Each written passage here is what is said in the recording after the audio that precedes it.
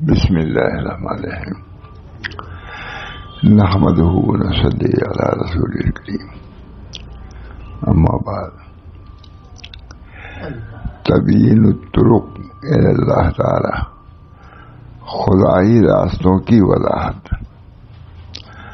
اللہ تعالیٰ کے تک پہنچنے کے کیا راستے ہیں اس کی کتاب میں وضاحت کیا ہے. چھوٹی سی تعمیر بہت اہم مضامین پر مشتمل ہے. اصل میں بالکل ہمت نہیں تھی, پانی کی طبیعت بہت سست ہے, بولنے کی زیادہ حرارت ہے, بخار ہے, کیا ہے, اٹھ تو نہیں پا رہا تھا, ابھی اٹھ گیا. دعا کیجیے اللہ تعالیٰ سے کہ اللہ تعالیٰ صحت و عافیت کے ساتھ کچھ دن اور کام کرنے کی توفیق مرحمت فرمائے اور قبول فرمائے. اب یہ مضمون بہت دفعہ سنا چکا ہوں, دستور السالی کے بہت دفعہ سنا چکا ہوں. اس وقت کھولا تو یہی میرا, میں نے کہا دوبارہ صحیح سنا دو. عربی کتاب کی عبارت یہ ہے تبیین الطرق الی اللہ تعالی. ان طریقوں کو بیان کیا گیا ہے جو اللہ تک پہنچانے والے ہیں. یہ بیان جو ہے اس میں ہے کہ ان طریقوں کو بیان کیا گیا ہے جو اللہ تعالیٰ تک پہنچانے والے ہیں. ہمیں تو یہی سمجھنا چاہیے کہ اللہ تک پہنچنا مقصود ہے, سمجھنا چاہیے. ادھر دیکھا, ادھر دیکھا, اسے دیکھا, اسے دیکھا, نہ دیکھا یار کو اغیار میں, دیکھا تو کیا دیکھا. دنیا میں آئے اور اللہ ہی کی معرفت نہ ہوئی, سب کی معرفت ہوئی, بال بچوں سب دوست احباب سب کی معرفت, لیکن اللہ کی معرفت نہ ہوئی تو بہت بڑا گھاٹا ہے. اللہ ہم سب کو توفیق دے کہ اصل کام جو ہے اللہ کی معرفت, اس کو ہم پہچانیں, اس کو حاصل کریں. سرخی ہے تبیین الطرق الی اللہ تعالی, خدائی راستوں کی وضاحت.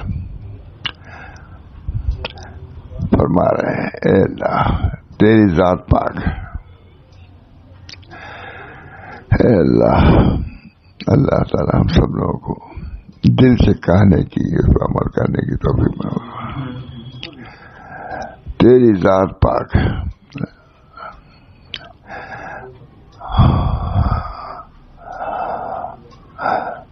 ہمیں تو کچھ علم نہیں ہے, فرما رہے ہیں ہمیں تو کچھ علم نہیں ہے, مگر ہاں وہی ہے جو تو نے ہمیں علم دیا ہے. آدمی بالکل کچھ بھی نہیں ہے, اللہ ہی علی بابی سکھاتا ہے تو آدمی سیکھتا ہے. کچھ نہیں, عالم نہیں جانتا میں. اللہ تعالیٰ ہی عالم بھی ہے, معلم بھی ہے. تیری ذات پاک ہے, ہمیں تو کچھ علم نہیں, مگر ہاں وہی ہے جو تو نے ہمیں علم دیا ہے. تمام تعریفیں اس اللہ کے لیے جو صراط مستقیم کی طرح رہنمائی کرنے والا ہے. تمام تعریفیں اس اللہ کے لیے ہیں. اللہ تعالی ہم کو تمام تعریفیں اس اللہ کے لیے ہیں جو صراط مستقیم کی طرح رہنمائی کرنے والا ہے. اور صلاۃ و سلام ہو تمام و کمال نادر ہو اس کے رسول صلی اللہ علیہ وسلم پر جو سیدھے راستے اور بڑے مقصد کے داعی ہیں. تعریف بڑی عمدہ ہے. اور آپ کے آل و اصحاب پر جو دین قویم پر چلنے والے ہیں. اللہ تعالی ہم لوگ کو انہیں میں سے بنا دے. دنیا دیکھا, دنیا ہی دنیا ہے, کہیں چیزوں کا تو ذکر بھی نہیں.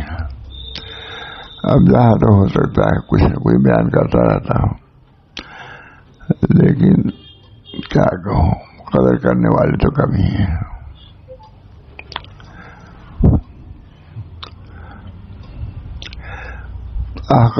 علی ابن حسام الدین المتقی عرض پر دوالا ہے، اے راہ سلوک کے طے کرنے والے، مخاطب کر رہے ہیں ہم لوگوں کو، اے راہ سلوک کے طے کرنے والے اور قرب خداوندی کے متلاشی، اللہ ہم کو اور تجھ کو اپنی پسندیدہ چیزوں کی ہدایت عطا فرمائے۔ اپنی پسندیدہ، اللہ کی پسندیدہ چیزیں جو ہیں دین ہے اور جو اعمال صالح ہیں وہ سب اللہ کے پسندیدہ ہیں، اور اللہ کی جس چیز میں نافرمانی ہو، معصیت ہو، ناپسندیدہ ہے، وہ اللہ کو پسند نہیں ہے۔ اللہ تعالیٰ نے اس دنیا میں ہم کو جو بھیجا ہے تو اللہ کی پسندیدہ چیزوں کی بھی اللہ توفیق مرحمت فرمائے۔ آ جانا کمال نہیں ہے، بلکہ دین پر رہنا، دین کے راستے پر چلنا، اس کو راضی رکھنے کی فکر کرنا، یہ پسندیدہ ہے۔ اللہ مجھے بھی توفیق دے، آپ حضرات کو بھی۔ سب دنیا میں آنے کا حاصل یہی ہے کہ اللہ نے جو اس کے اندر پسندیدہ چیز رکھی ہے وہ اپنی محبت اور نسبت ہے۔ ایک غیر جگہ، اجنبی جگہ، اس میں اللہ کو پہچانو، راستے سے ہٹانے والی چیزیں ہیں، اس میں اللہ تعالیٰ کو جانو، بہت بڑی دولت ہے اللہ تعالیٰ۔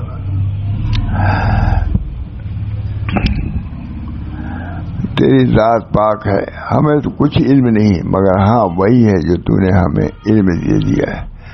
تمام تعریفیں اس اللہ کے لیے ہیں جو صراط مستقیم کی طرف رہنمائی کرنے والا ہے، اور صلاۃ و سلام بتمام و کمال نازل ہو اس کے رسول پر جو سیدھے راستے اور بڑے مقصد کے داعی ہیں، اور آپ کے آل و اصحاب پر جو دین قویم پر چلنے والے ہیں۔ اللہ ہم سب کو توفیق دے، جو بیان کر رہے ہیں کتنی اہمیت سے بیان کر رہے ہیں۔ اللہ تعالیٰ اس مضمون کو ذہن نشین کر دے، دل نشین کر دے، اور اس پر عمل کرنے کی توفیق مرحمت فرمائے۔ آخر کہتے ہیں آپ کا جو دین قویم پر چلنے والے، آخر علی ابن حسام الدین متقی عرض پرداز ہے کہ اے راہ سلوک کے طے کرنے والے اور قرب خداوندی کے متلاشی، اللہ ہم کو اور تجھ کو اپنی پسندیدہ چیزوں کی ہدایت عطا فرمائے۔ خوب سمجھے ہر ایک شخص کے لیے جو کسی بڑے مقصد اور اونچے مرتبہ کو حاصل کرنے کا خواہش مند ہو، یہ ضروری ہے کہ وہ اول اس کے حصول کے اسباب و وسائل اور اس تک پہنچنے کی راہ معلوم کرے۔ کہیں جانا چاہتے ہو، لندن جانا چاہتا ہے، امریکہ جانا چاہتا ہے، تو معلوم کرتا ہے نا کیسے جائیں گے، کہاں جانا ہوگا، کہاں سے بدلنا ہوگا، تب نکلتا ہے۔ صحیح اللہ کا راستہ ہے، اس کے لیے بھی جاننا پہچاننا ضروری ہے۔ اللہ مجھے بھی توفیق دے، اول اس کے حصول کے اسباب و وسائل اور اس تک پہنچنے کی راہ معلوم کر لے۔ چنانچہ سلوک و طریقت کے منزل طے کرنے والے کے لیے بھی اول ضروری ہے وہ تقرب کے معنی سمجھے۔ تقرب، اللہ کے تقرب کے لیے ہم جمع ہوئے ہیں، اور ان سے تقرب ہے ہی ہے سب سے، لیکن اللہ سے تقرب ہے یا نہیں ہے، اسی کی تلاش میں ہم نکلے ہیں، اور انبیاء علیہ السلام اسی لیے تشریف لاتے ہیں کہ اللہ تک پہنچنے کا راستہ بدلا میں رہنمائی کریں، اس لیے آئے، پہنچاتے نہیں، رہنمائی کرتے ہیں۔ وہ تقرب کے معنی سمجھے اور سلوک و طریقت کی راہ کن پہچانے، کیسے ہم خدا تک پہنچیں گے۔ بیان کر رہا ہوں، دل متاثر ہے، کہاں پہنچانا اب تک، بڑی کمی ہے، بڑی کوتاہی ہے۔ دنیا میں مختلف جگہ جاتا ہوں، سب چیزوں میں کمی پاتا ہوں. یہی ان دونوں معرفتوں کے بیان پر یہ رسالہ مشتمل ہے. کہتے ہیں خواہش مندو یہ ضروری ہے کہ وہ اول اس کے حصول کے اسباب و وسائل اور اس تک پہنچنے کی راہ معلوم کرے. چنانچہ سلوک و طریقت کی منزل کو طے کرنے والے کے لیے بھی اول یہ ضروری ہے کہ وہ تقرب کے معنی سمجھیں کہ اللہ سے تقرب کے معنی ہیں کیا، کہ اللہ کا اس سے بڑھ جائے. یہ تقرب ہے، یہ تقرب ہمارا ہے، تقرب اللہ کا نہیں ہے. یہ ضروری ہے کہ اول وہ تقرب کے معنی سمجھیں اور سلوک و طریقت کی راہ کو پہچانیں. انہی دونوں معرفتوں کے بیان پر یہ رسالہ مشتمل ہے. پہلے شروع کیا تھا کبھی نہیں، پورا نہیں سنا انشاءاللہ. اسی کی مناسبت سے اس کا نام تبیین الطرق الی اللہ تعالی رکھا. سلوک و طریقت کے حصول کے راستوں کی وضاحت ہے. اس میں سلوک و طریقت انہیں اللہ تعالیٰ تک پہنچنے اور اس پہ چلنے کے راستوں کی وضاحت ہے، اس کی تبیین ہے. اس کو اس رسالے پر عمل کرنے والے کو کم سے کم فائدہ یہ ہوگا کہ وہ کج اور غلط راستے کے مقابلے میں صحیح اور مستقیم راستے کو پہچان لے گا. یہ رسالہ ہے، چھوٹا سا نظر پا رہا ہوتا ہے. وہاں تھانوی ہے. ہاں علی متق اس رسالے پر عمل کرنے والی شرط حضرت تھانوی کی سنائی بھی جاتی تھی. میں جو بھی ہو بڑا عمدہ کتاب. اسی مناسبت سے اس کا نام تبیین الطرق الی اللہ تعالی، ان راستوں کی وضاحت ہے جو اللہ تک پہنچا دے. سلوک و طریقت کے راستوں کی وضاحت رکھا گیا. اس رسالے پر عمل کرنے والے کو کم سے کم فائدہ یہ ہوگا کہ وہ کج اور غلط راستے کے مقابلے میں صحیح اور مستقیم راستے کو پہچان لے گا. راستہ جب صحیح معلوم ہوگا انشاءاللہ پہنچ بھی جائے گا. غلطی جو ہوتی ہے مقصود میں نہیں ہوتی، مقصود تو صحیح لے کے چلتا ہے آدمی، لیکن راستہ غلط اختیار کر دیتا ہے. دیکھتے نہیں کتنے راستے ہیں. مان لو نے گانا بجانے کو راستہ سمجھ رکھا ہے، اس کے علاوہ کچھ جانتے ہی نہیں. جتنا یہ غلط راستہ اختیار کریں گے، گائیں گے بجائیں گے، اتنے ہی ہم خدا تک پہنچیں گے. کچھ نہیں، یہ سب تم کو اللہ سے دور کرنے والا ہے.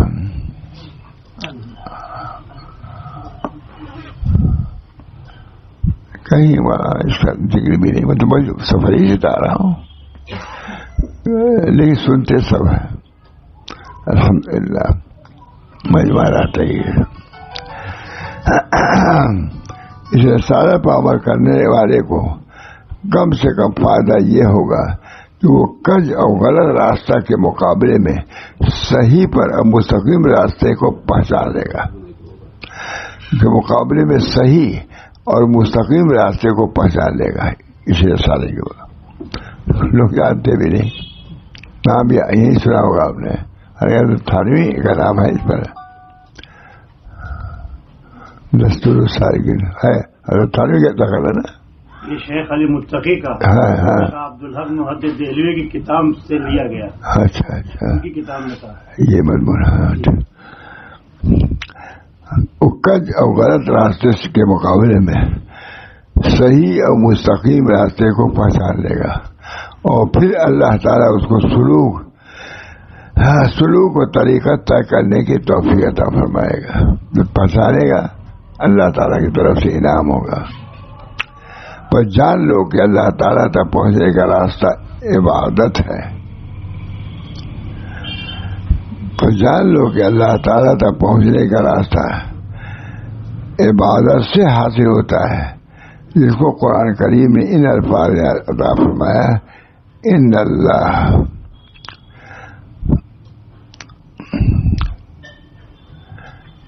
ہمارا بھی رب ہے. بے شک اللہ تعالی ہمارا بھی رب ہے اور تمہارا بھی رب ہے. ان اللہ ربی و ربکم کا ترجمہ کر رہے ہیں.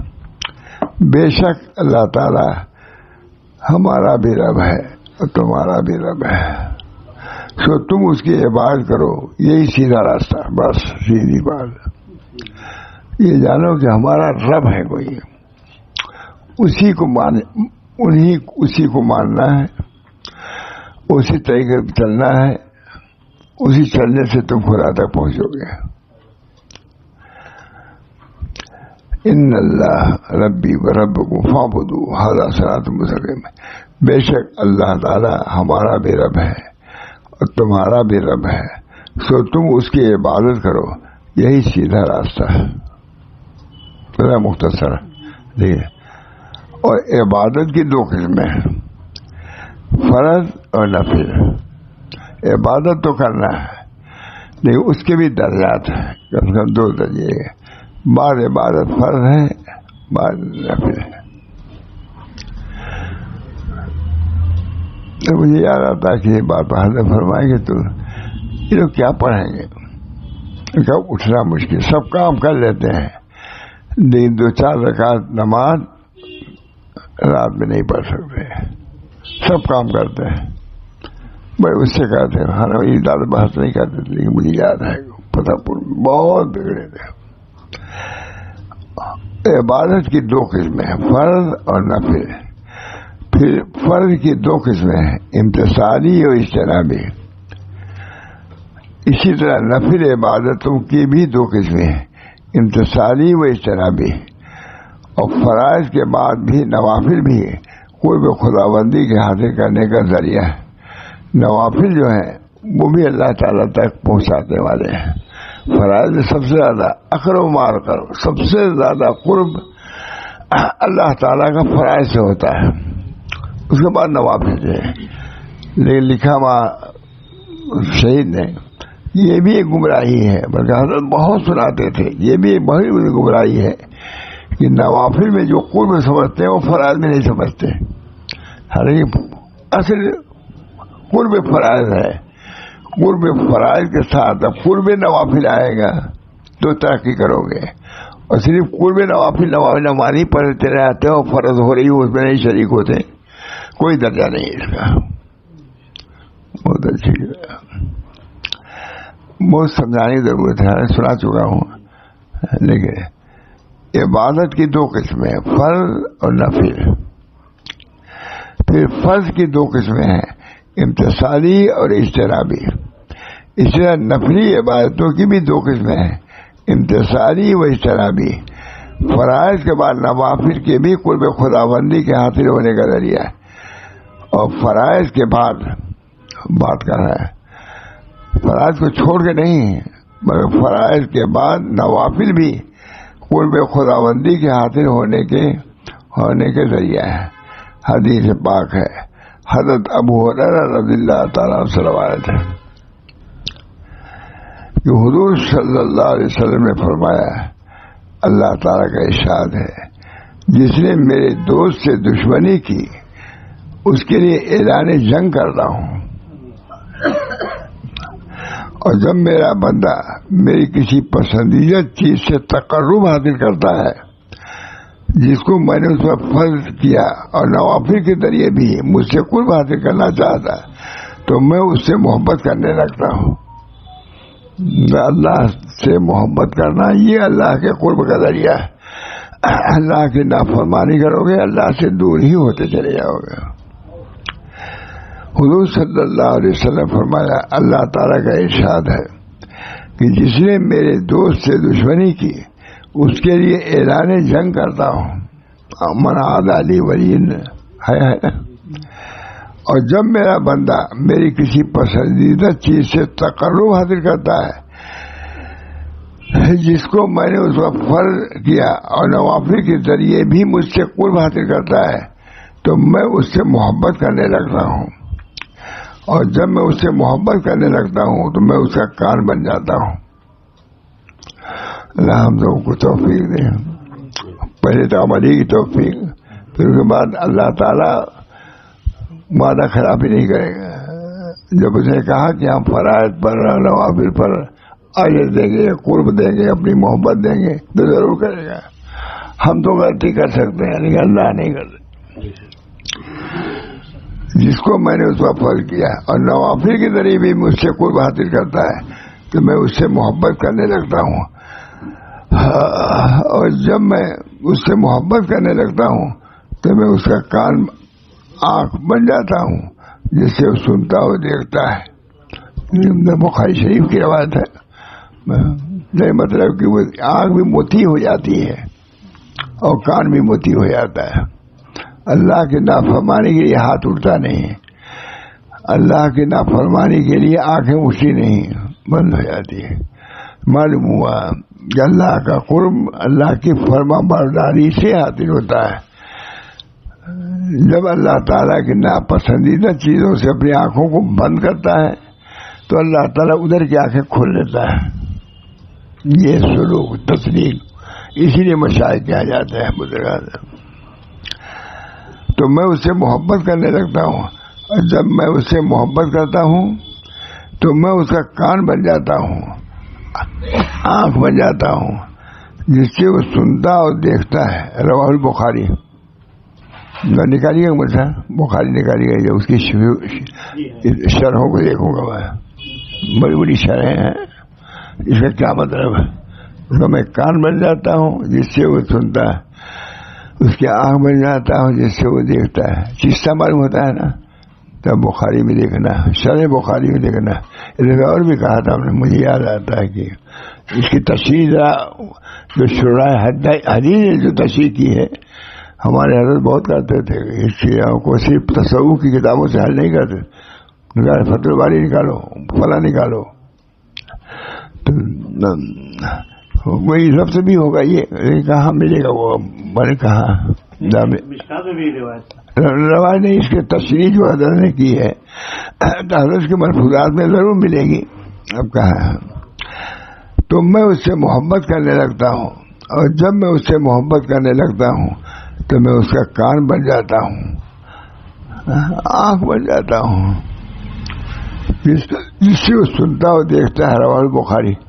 تو بخاری دیکھنا چاہیے، بخاری کی شرح جو ہے ضرور دیکھیے. اسے تو معلوم ہی سب آپ کو، آپ کو بھی معلوم ہے. ہم لوگ مزید تفصیل دیکھنا چاہیے. شرح بخاری فتح باری ہیں، انہوں نے کیا لکھا ہے اس کے متعلق. یہ تو ایک چیز صحیح ہے، آنکھ بن جاتا ہوں.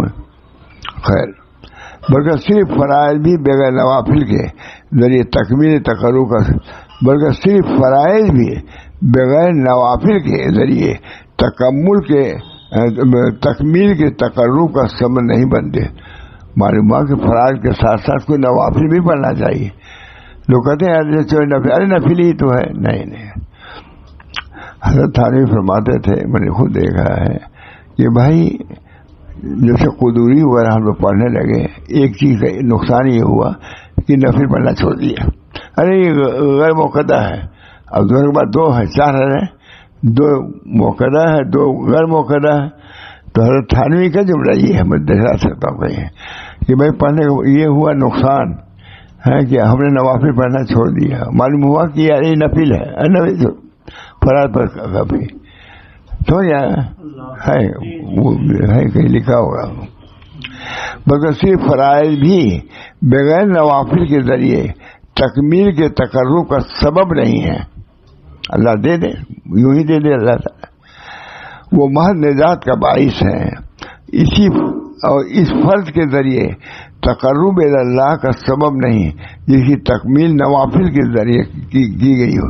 اس فرض کی طرح تقرب اللہ کا سبب نہیں جس کی تکمیل نوافل کے ذریعے کی گئی. اس کی وضاحت یوں سمجھیے، وضاحت بھی کر رہے ہیں.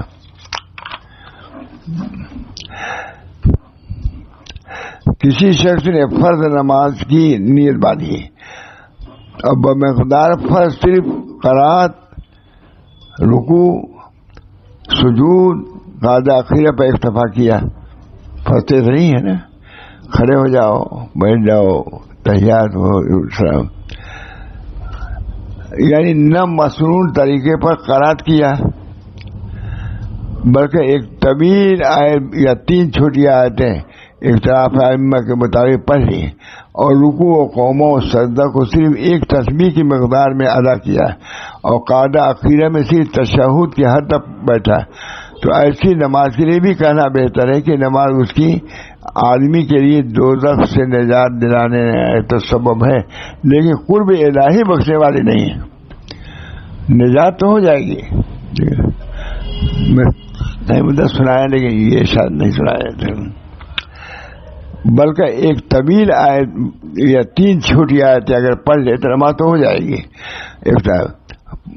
اور رکوع و قوموں و سجدہ کو صرف ایک تسبیح کی مقدار میں ادا کیا اور قاعدہ اخیرہ میں صرف تشہد کی حد تک بیٹھا، تو ایسی نماز کے لیے بھی کہنا بہتر ہے کہ نماز اس آدمی کے لیے دوزخ سے نجات دلانے کا سبب ہے، لیکن قرب الہی بخشنے والی نہیں ہے۔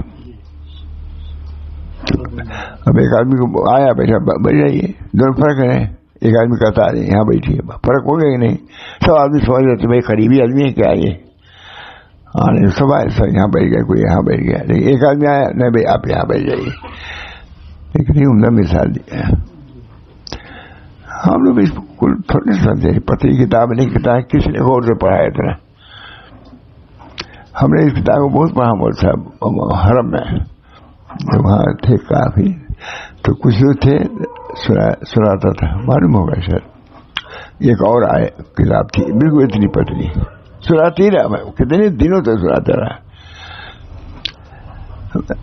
یہ نماز اس آدمی کے لیے دوزخ سے نجات دلانے کا سبب ہے، لیکن قرب الہی بخشنے والا نہیں ہے۔ نجات ہو جائے گی، یہ ایک قرب خداوندی ہے۔ ایک آدمی آیا ہے وہاں بیٹھا ہوا ہے، وہ بھی بیٹھا ہوا ہے، وہ بھی مجلس میں ہے، ایک آدمی ہے کہ نہیں آپ یہاں بیٹھیے یہاں بیٹھیے یہاں بیٹھیے، دونوں فرق ہو۔ سب آدمی سمجھ رہے بھائی کوئی خاص آدمی ہے کیا کہ یہاں بیٹھا رہا ہے۔ پھر دیکھوں گا اس کو اسی طرح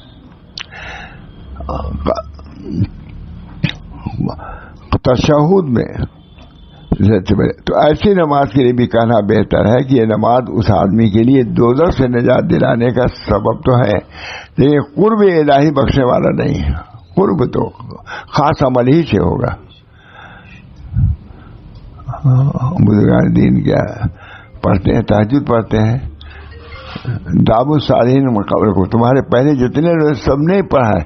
تہجد کے بارے میں خود حضور کا ارشاد ہے کہ تہجد جو ہے تمہارے پہلے جتنے صالحین تھے سب کا یہ کیا ہے معمول رہا ہے، فرق ہو گیا نا۔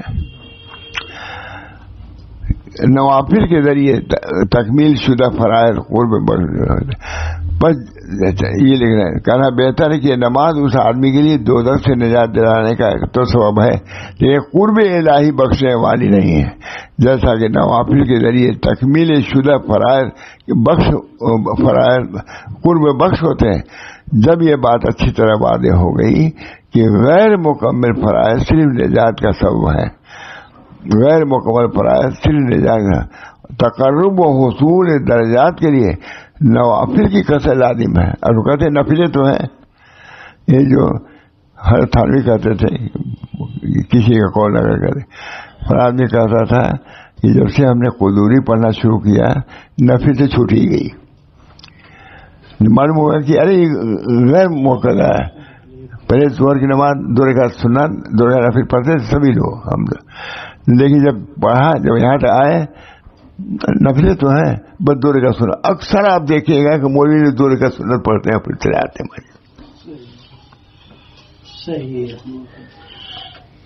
جتنا پڑھتے تھے اتنا بھی نہیں پڑھتے، کم کر دیتے ہیں۔ کئی سنا نہیں پایا تھا اس کو، آج میں کہا تھا سنا ہی دو۔ جب یہ بات اچھی طرح واضح ہو گئی کہ غیر مکمل فرائض صرف نجات کا سبب ہے، کہ فرائض صرف نجات کا سبب ہے، تقرب و حصول درجات کے لیے نوافل کی کثرت لازم ہے۔ خود اپنے کو بھی استحضار نہیں ہوتا مول صاحب، سمجھ لیجیے، ضروری نہیں کہ جتنے لوگ سب حقائق سمجھتے ہی ہوں۔ نوافل کی کثرت لازم ہے تاکہ فرائض کی تکمیل ہو، تو اس کے لیے نوافل کی قسموں تک جانا ضروری۔ جب نوافل مانے تکمیل فرائض ہے، یہ فرائض میں جو کمی رہ جاتی ہے اس نوافل سے پوری ہوتی ہے۔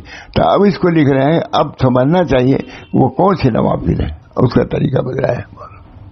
اب پھر دیکھوں گا انشاءاللہ ٹھیک سے. سنایا تو اتنی تو سنایا ہے, آگے خود بھی دیکھوں گا میں کہ کیا اس کے اندر مضامین, خصوصی مضامین کیا لکھے ہیں. بہت بڑے آدمی ہیں یہ لکھنے والے. حضرت تھانوی پسندیدہ انہیں کی ترجمہ کی ہوئی کتاب ہے, اہمیت ہے کہ نہیں. اس بنا پر انشاءاللہ پھر دیکھوں گا, پھر کل سناؤں گا انشاءاللہ. دعا کیجیے اللہ تعالیٰ ہم سب لوگوں کو قرب فرائض سے بھی حصہ عطا فرمائے اور قرب نوافل سے اللہ تعالیٰ اپنی خاص ولایت اور خاص قرب سے ہم سب لوگوں کو مشرف فرمائے. بڑی کوتاہیاں فرائض میں کوتاہیاں ہیں, نوافل کو کیا ہے. فرائض کے اندر بھی بہت سے ہمارے بھائی ہیں جو فرائض بھی ادا نہیں کرتے. فرائض ادا کرتے ہیں, جماعت سے نہیں ادا کرتے, دل لگا کے نہیں پڑھتے تھے. تو کمی اپنی طرف بہت ہے. اس بنا پر ان کمیوں کو دور کرنے کی اللہ تعالیٰ توفیق دے اور اپنے قرب و قبول سے ہم سب لوگوں کو مشرف فرمائے. ربنا تقبل منا انک انت السمیع العلیم برحمتک یا ارحم الراحمین بحرمت سید نبی کریم صلی اللہ علیہ وسلم.